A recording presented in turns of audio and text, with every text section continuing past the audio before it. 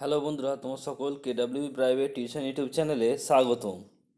আজকে এই ভিডিওতে আমরা ক্লাস 10-এর যে গণিত বিষয়ের 50 নম্বরের একটি প্রশ্নপত্র অক্টোবর মাসের জন্য দিয়েছে, সেই প্রশ্নপত্রের সম্পূর্ণ সমাধান নিয়ে এই ভিডিওতে আলোচনা করব। তো ভিডিও শুরু হওয়ার আগে তোমার যে চ্যানেল নতুন হও, তো চ্যানেলটি সাবস্ক্রাইব করে পাশে থাকা বেল আইকনটি প্রেস করে নোটিফিকেশান অন করে দাও। ভিডিওটি পছন্দ একটি লাইক করে দিও। কোনো প্রশ্ন থাকলে কমেন্ট বক্সে কমেন্ট করতে পারো। চলো আজকে ভিডিও শুরু করা যাক। দেখ একের দাগে কী বলছে, একের দাগের 1 বলছে বাস্তব সহজযুক্ত অ্যাকচুয়াল বিশিষ্ট দ্বিঘাত সমীকরণটি হলো, তখন চারটা অপশন ছিল। ওখানে দেখো কী বলছে, বাস্তব অ্যাকচুয়াল বিশিষ্ট সংখ্যার যে গঠন সেটা হচ্ছে কীরকম, A x square plus B x plus C হয়। তো দেখবো যে অপশান সি আছে সেটা x into x minus one minus x is equal to zero. এটা যদি একটু ভাঙি কী দেখবো, এক্স স্কোয়ার এটা গুণ করলে কি পাই, x square minus x is equal to zero. তাহলে কী হয়ে যাবে এটা, x square minus two x is equal to zero. তাহলে কী বলছে, বলছি ইহা একটি অ্যাকচুয়াল বিশিষ্ট দ্বিঘাত সমীকরণ, যেহেতু এই সমীকরণটি A x square plus B x plus C is equal to zero আকারে প্রকাশ করা যায়, যেখানে A is equal to one, B is equal to minus two আর C is equal to zero. সঠিক উত্তর হবে অপশান সি। নেক্সট দেখো দুইটা কী বলছে, two x minus two into X plus three is equal to zero সমীকরণটির বীজ দুটি হলো।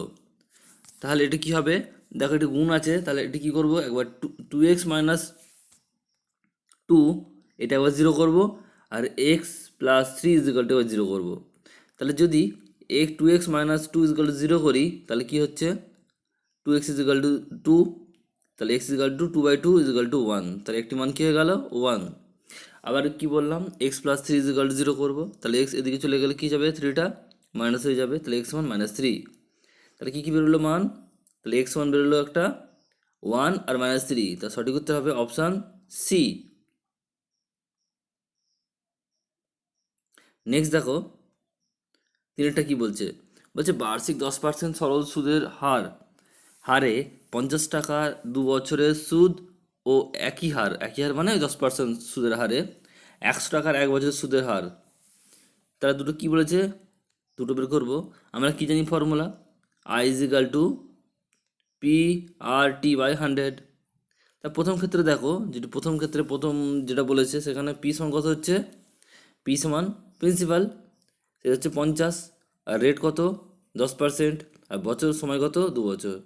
তাহলে এটা যদি বের করি তাহলে দেখো কত বেরোচ্ছে এখানে, P is equal to 50, R is equal to 10, আর টি ইজ ইকাল টু 20, আর বাই 100। তা কাটাকাটি করলে এটা কত পাচ্ছি, এটা কাটাকাটি করলে 10 টাকা পাচ্ছি। আর নেক্সট এদিকে তেমন দেখো দ্বিতীয় ক্ষেত্রে একই ক্ষেত্রে কী হচ্ছে, ফর্মুলা একই লাগাবো, আর I is equal to P R T by 100। এখানে পি কিন্তু 100, এই পিটা 100, আর হচ্ছে একই, রেট হচ্ছে 10%ই ছিল, আর সময় কিন্তু 2 বছর ছিল আগে, এখন 1 বছর হয়ে গেছে। বাই 100 এটা কাটাকাটি করলে আবার 10 পাবো। তা দেখো দুটি দিই, আই সমান মানে আসল সুদ কত বেরোচ্ছে 10, তাহলে সমান কী হবে, সুদ দু জিনিস সমান। সঠিক উত্তর হবে অপশান ডি।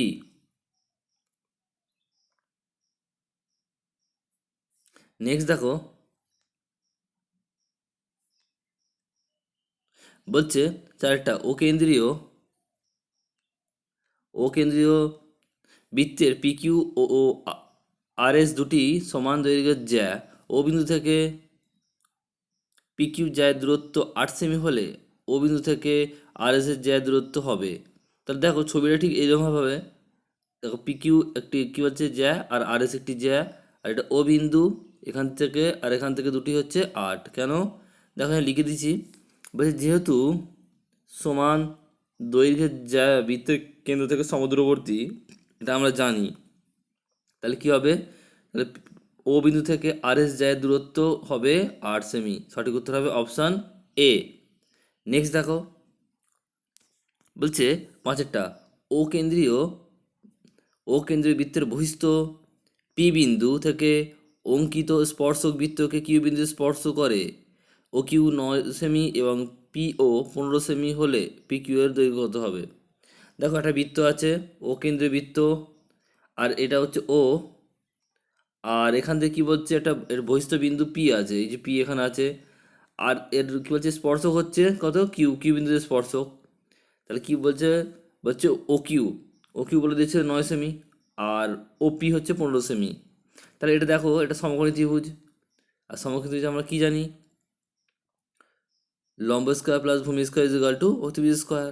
তাহলে এখানে দেখো, তাহলে কি এখানে বেরোবে, এই ফর্মুলাটা লাগালে এখানে বেরোচ্ছে P Q is equal to root under O P square minus O Q square. তাহলে কী হয়ে যাবে, 15 square root under 15 square minus 9 square. সঠিক উত্তর হবে অপশান বি। নেক্সট দেখো, ছয়টা বলছি দুটি নিরেট গোলকের বক্রতলের ক্ষেত্রফলের অনুপাত 25 হলে তাদের আয়তনের অনুপাত হবে। তা দেখো, ধরি গোলক দুটি ব্যাসার্ধ কত, R1 ও R2। তো প্রশ্ন অনুসারে কী জানি আমরা, আর এদের যে ফর্মুলা হয়, নিরেট গোলকের আয়তনের ফর্মুলা কি হয়,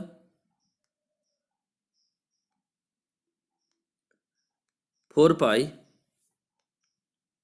এদের ক্ষেত্রফল বক্রতলের ক্ষেত্রফলের ফর্মুলা হচ্ছে 4 পাই R স্কোয়ার। তাহলে এখানে দেখো, প্রথম ক্ষেত্রে কী হবে, 4 পাই R1 স্কোয়ার, আর দ্বিতীয় ক্ষেত্রে হবে 4 পাই R2 স্কোয়ার। এটা সমান বলে দিয়েছে কত, 25 তাহলে কী হবে, দেখো কাটাকাটি করলে কী হবে, 4 4 কেটে যাবে, পাই পাই কেটে যাবে। তাহলে R1/R2 কী যাবে, রুট আন্ডার 25/16। তাহলে R1/R2 হবে 5:4। আর কী চেয়েছে, আয়তনের অনুপাত, আয়তনের ফর্মুলা কী জানি, 4/3 পাই R1 তাহলে কী হয়ে যাবে, প্রথম ক্ষেত্রে 4/3 পাই R3, আর দ্বিতীয় ক্ষেত্রে হবে 4/3 পাই R3। তাহলে দেখো, 4/3 কেটে গেল, পাই বাই কেটে গেল, তাহলে রইল কি, R1 কিউব/R2 কিউব। তাহলে R1 মানে কত, 5 কিউব, আর R2 মানে 4 কিউব। 5 কিউব 125, আর 4 কিউব 64। তাহলে সঠিক উত্তর হবে অপশান ডি। নেক্সট দেখো,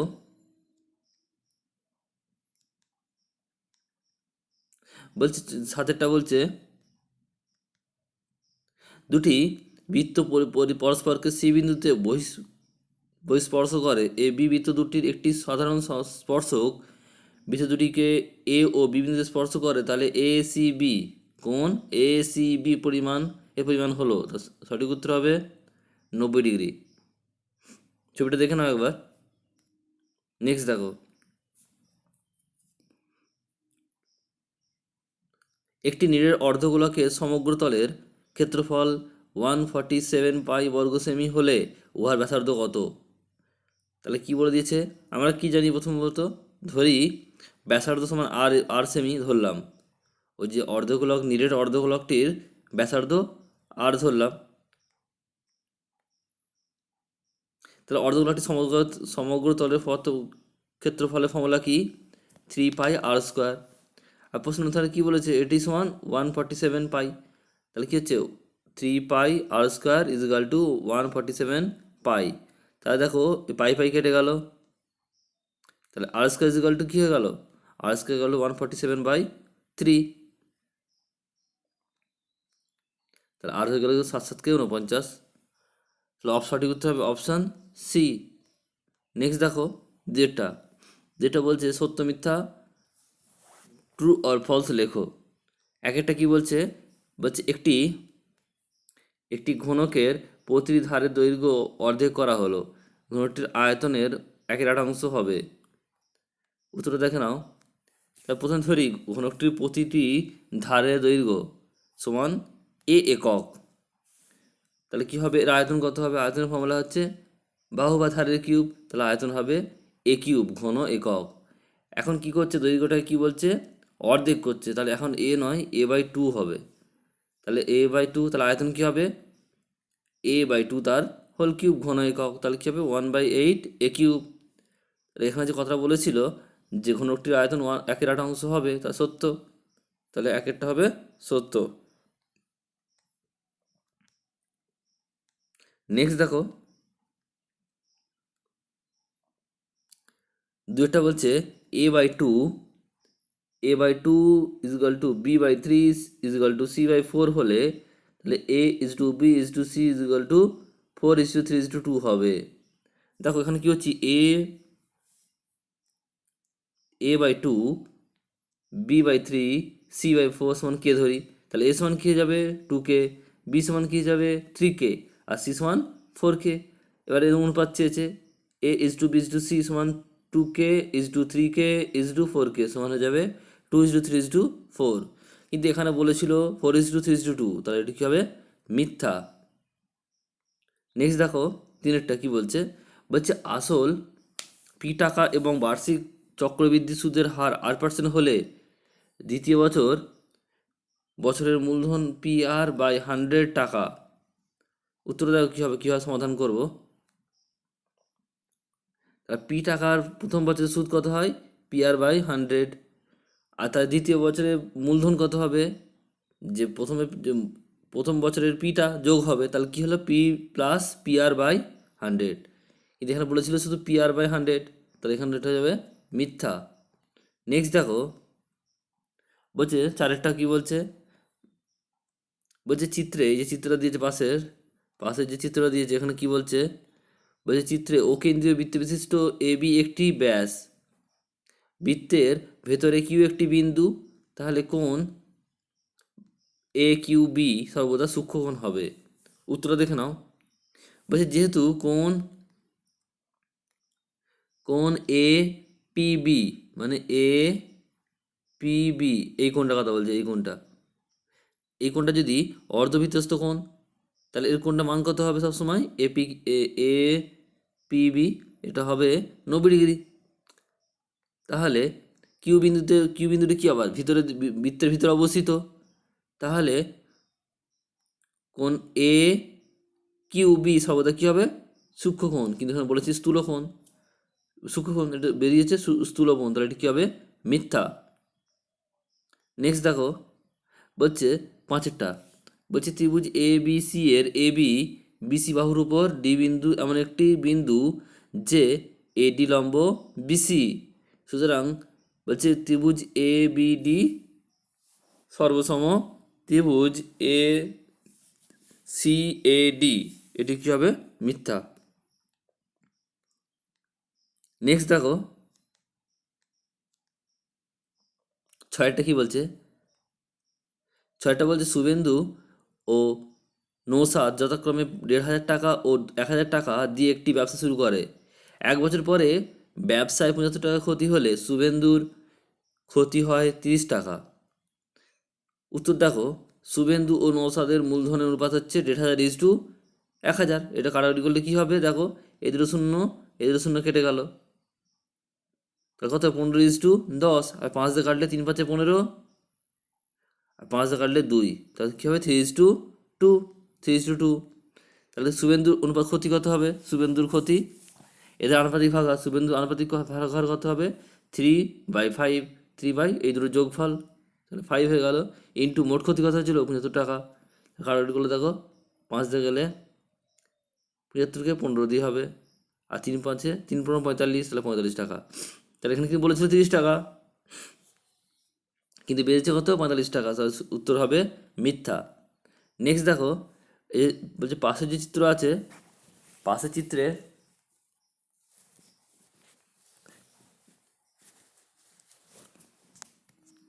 এই চিত্রটি রয়েছে, এর কথা বলছে, এই চিত্রে কি বলছে, বলছে ST সমান্তরাল QR, SC সমান্তরাল QR এই দুটো কথা বলছে, হলে বলছে PQ/QS = PR/PT হবে। এটি একটা আমাদের কি বলে উপপাদ্য আছে প্রমাণ, তো এটি কি হবে সত্য হবে, তোমাদের বইতেই আছে। নেক্সট দেখো আরেকটা কি বলছে,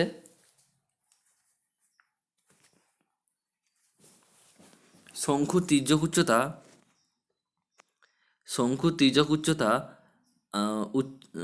শঙ্কুর উচ্চতার দ্বিগুণ হলে শঙ্কুর ব্যাসার্ধ হবে উচ্চতা ইন্টু √3।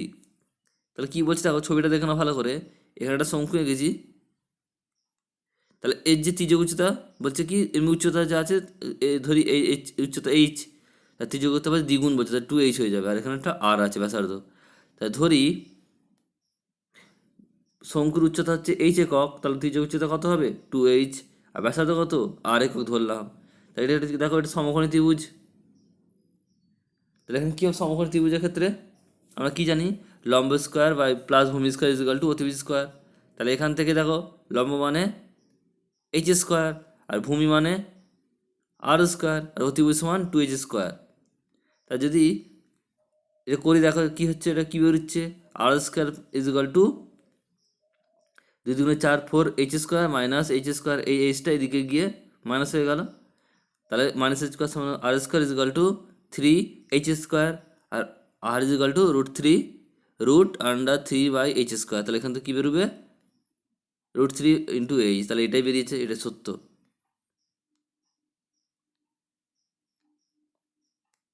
নেক্সট দেখো পরেরটা বলছে 3-এর দাগের। 3-এর দাগের একটা কী বলছে, বলছে একটি লম্ববৃত্তাকার চোঙের আয়তন ও বক্রতলের ক্ষেত্রফলের সাংখ্যমানের সমান, উহার ব্যাসার্ধ নির্ণয় করো।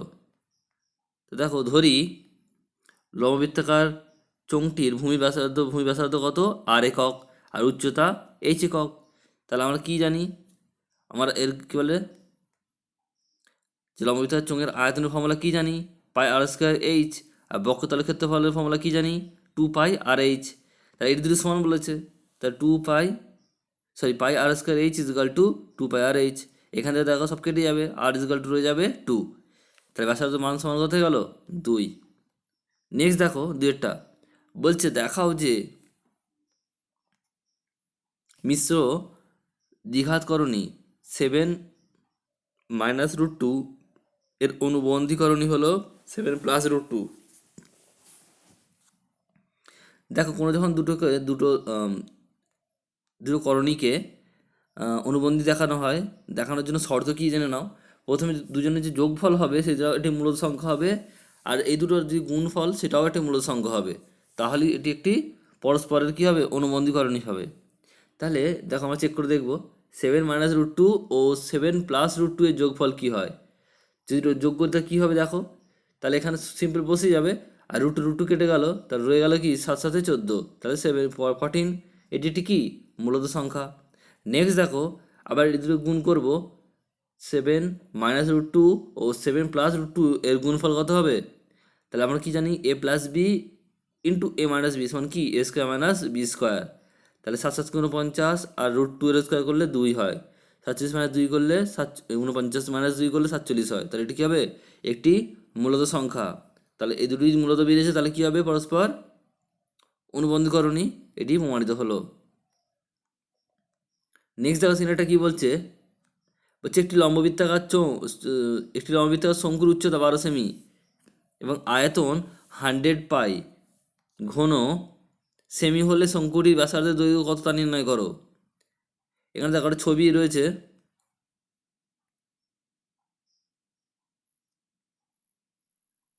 এখানে কি বলেছে, এখানে বলেছে উচ্চতা বলে দিয়েছে কত 12 সেমি, আর কি চেয়েছে, ব্যাসার্ধ চেয়েছে, আর আয়তনও বলে দিয়েছে। তাহলে লম্ববৃত্তাকার শঙ্কুর উচ্চতা কত, H is equal two 12 semi, আয়তন বলে দিয়েছে কত 100 পাই ঘন সেমি, আর ধরি শঙ্কুটি ব্যাসার্ধ কত 8 সেমি। তাহলে প্রশ্ন অনুসারে কী হয়, আয়তনের ফর্মুলা 1/3 পাই আর স্কোয়ার এইচ, আর সেটি সমান কত বলে দিয়েছে, সেটি সমান বলেছে 100 পাই। এই পাই পাই কাটলো, তাহলে কী হলো 1/3 is equal to R square, আর এই সমান কত বললাম 12 দেওয়া আছে, এটা 12 সেমি। তাহলে এখানে বসালাম, তাহলে কী হলো দেখো কাটাকুটি করলে পাবে তোমরা, আর স্কোয়ার সমান 25 আর আর সমান 5 সেমি। নেক্সট দেখো চারটা কি বলছে, চারটা বলছে এক্স ভ্যারিয়াস ওয়াই জেড এবং ওয়াই ভ্যারিয়াস জেড এক্স হলে দেখাও যে জেড একটি অশূন্য ধ্রুবক। উত্তর দেখো এক্স ভ্যারিয়াস ওয়াই জেড, তাহলে এখান থেকে যদি এই ভ্যারিয়াসটা প্রপোর্শনালটা তুলতে যাই তাহলে কী ভাবছে, একটা ধ্রুবক লাগে। তাহলে এখানে কি ওয়ান ধ্রুবক ধরলাম, তাহলে এক্স ইজ ইকাল টু কি ওয়ান ওয়াই জেড, তাহলে কি ওয়ান এখানে কি একটি অশূন্য ধ্রুবক। তাহলে এখান থেকে কি ওয়ান বের করলে কী হবে, এক্স বাই ওয়াই জেড, এটি 1 নম্বর সমীকরণ দিলাম। আবার দেখো ওয়াই ভ্যারিয়াস জেড এক্স, এখান থেকে আবার যদি তুলি ভ্যারিয়াসটা সমান করি তাহলে কী হবে, একটা অন্য ধ্রুবক লাগবে, তাহলে কি ধরি এটাকে K2। তাহলে Z is Y is equal two K2 Z x, এখানে K2 হচ্ছে অশূন্য ধ্রুবক। তাহলে K2 সমান কী হয়ে গেল, ওয়াই বাই জেড এক্স, এটি 2 নম্বর সমীকরণ। এবার যে সমীকরণ দুটো পরস্পর গুণ করি, 1 নম্বর সমীকরণ 2 নম্বর সমীকরণ গুণ করে পাই, তাহলে কী হবে? তাহলে দুটো কাটাকাটি করলে দেখো এদিকে কী হয়ে যাচ্ছে, কাটাকাটি হয়ে যাবে 1/z² is equal two k1 k2। তাহলে z² is equal to 1/k1 k2, আর z is equal to √1/k1 k2। এটা কি? এটা শূন্য তো হচ্ছে না, এটি একটি সংখ্যা বেরোচ্ছে, তাহলে এটি একটি অশূন্য ধ্রুবক প্রমাণিত হলো। নেক্সট দেখো 5-এরটা কী বলছে। 5-এরটা বলছে 3 বন্ধু ABC যথাক্রমে একসঙ্গে কিছু মূলধন নিয়ে একটি বাস ক্রয় করেন।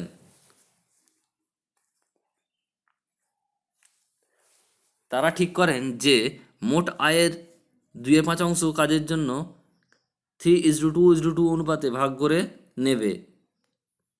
কোনো এক মাসে যদি 29,260 টাকা আয় হয়, তাহলে কাজের জন্য এর আয় বি এর আয়ের থেকে কত বেশি হবে? তাহলে উত্তর দেখো কী হচ্ছে। এক মাসে আয় মোট কত বললাম? 29,000 দেওয়া আছে, 29,260 টাকা। তা কাজের জন্য কত টাকা পাবে? মোট টাকার 2/5। তাহলে 29,260 টাকা ইন্টু 2/5 কাটাকাটি করলে হবে এটা 11,704 টাকা। নেক্সট দেখো, তাহলে এখান থেকে এর আনুপাতিক ভাগার কত হবে? 7/3, 3/7 অংশ। তাহলে এর আয় কত হবে? 3/7 ইন্টু 11,704। কাটাকাটি করলে বেরোবে এটা দেখো 5,016 টাকা হবে। আর বির আনুপাতিক ভাগার কত হবে? 2/7 অংশ। তাহলে বির আয় কত হবে? 2/7 ইন্টু 11,704। কাটাকাটি করলে কত বেরোবে? 3,344 টাকা। তাহলে এর এর আয় কত হচ্ছে? বেশি হচ্ছে, কাচ্ছে বিয়ের চেয়ে কত বেশি? তাহলে এটা বিয়োগ করে দেবো। 5,016 থেকে 3,344 টাকা বিয়োগ করলে কত হবে? 1,672 টাকা। নেক্সট দেখো 6-এরটা বলছে একটি লম্ববৃত্তাকার চোঙ এবং লম্ববৃত্তাকার শঙ্কুর ভূমিতলের ব্যাসার্ধের দৈর্ঘ্যের অনুপাত 3:4 এবং তাদের আয়তনের অনুপাত 9:8। চোঙ ও শঙ্কুর উচ্চতার অনুপাত নির্ণয় করো। তার উত্তর দেখে নাও। ধরি লম্ববৃত্তাকার চোঙের উচ্চতা হচ্ছে h1 ধরলাম। তাহলে কী বলছে? শঙ্কুর উচ্চতা হচ্ছে h2 ধরলাম। তাহলে ব্যাসার্ধ কী হবে? চোঙের ব্যাসার্ধ 3r একক, আর চোঙের ব্যাসার্ধ শঙ্কুর ব্যাসার্ধ হবে 4r একক। আয়তনের ফর্মুলা কি চোঙের ক্ষেত্রে? চোঙের ক্ষেত্রে আয়তনের ফর্মুলা হচ্ছে πr²h। এখানে r মানে 3r হবে, আর h সমান h1 হবে। তাহলে এটা পুট করব। নেক্সট দেখো শঙ্কুর ক্ষেত্রে আয়তন ফর্মুলা কি? 1/3 πr²h। তাহলে এখানে r এর ক্ষেত্রে 4r হবে, আর h এর ক্ষেত্রে h2 হবে। তাহলে এদের অনুপাত বলে দিয়েছে, তাহলে এদের অনুপাত যদি বের করি সেটি হবে 9:8। দেখো এখানে ক্যালকুলেশনটা দেখে নেবে, এটা কাটাকাটি করলে 2/3 হবে। উত্তরটা ভালো করে দেখে নেবে এখানটা ক্যালকুলেশনটা।